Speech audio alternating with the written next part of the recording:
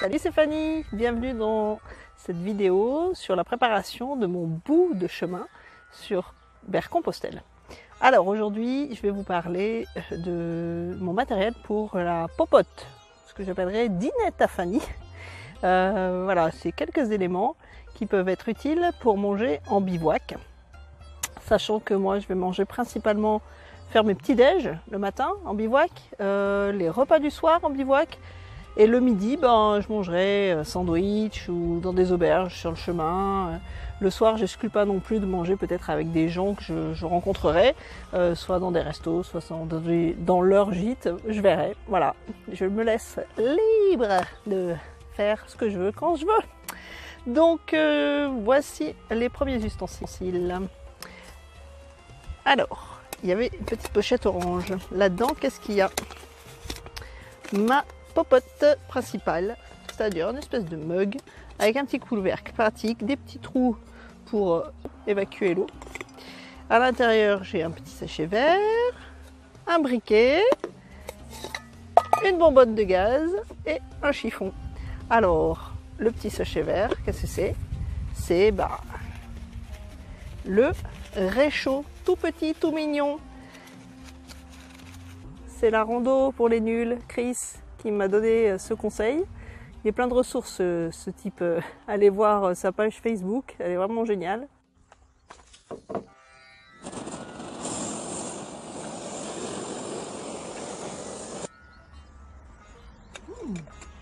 Ensuite, j'ai ce petit pochon noir à l'intérieur duquel il y a, tadam, un autre chiffon, ça c'est pour faire la vaisselle, hein, donc il y en a un pour frotter, un pour essuyer. J'ai une fourchette. J'ai aussi, ça tient pas dedans, mais une cuillère en bambou, voilà. Un canif, un gros canif, c'est un truc que j'ai trouvé chez moi. Allez, hop, c'est un vieux machin, mais ça coupe, donc c'est nickel. Il y a un petit tire-bouchon, hein. Le truc que j'utiliserai, je pense, jamais, mais ça peut servir à d'autres personnes. Et puis du sel, du gros sel, pour quand je ferai chauffer de l'eau pour mes pâtes. What else? Une assiette. Alors une assiette qui devient toute plate, voilà, donc qui tient pas trop de place. Et puis Nico de la chaîne Trek Attitude, que je suis aussi, disait qu'il l'utilisait parfois pour en planche à découper. Pour le saucisson, c'est super, surtout en rando. Et là, ça c'est magique, c'est une petite poêle, parce que moi, mon truc, c'est de me faire des œufs en bivouac. J'ai hyper envie de me faire des œufs au plat ou cuisiner un peu à la poêle, et ça ne le permettait pas vraiment. Donc voilà, d'où l'intérêt de la cuillère en bambou, pour pas abîmer la poêle. Je peux même faire de la musique. Voilà, après j'ai quoi? J'ai une petite boîte Tupperware pour mettre, alors qui ferme très bien, hein, pour pas que ça coule dans le sac, pour mettre peut-être des restes de nourriture, et puis monter pour 2 semaines. Voilà, que je puisse boire tous les matins mon petit thé au chaud dans mon mug. Ensuite, ah oui, là j'ai pris ça, c'est un pare-vent de chez Decat. Parce que des jours où il y a un petit peu de vent, ça protège bien la flamme du réchaud. Et puis c'est plus facile, peut-être aussi à faire démarrer le réchaud.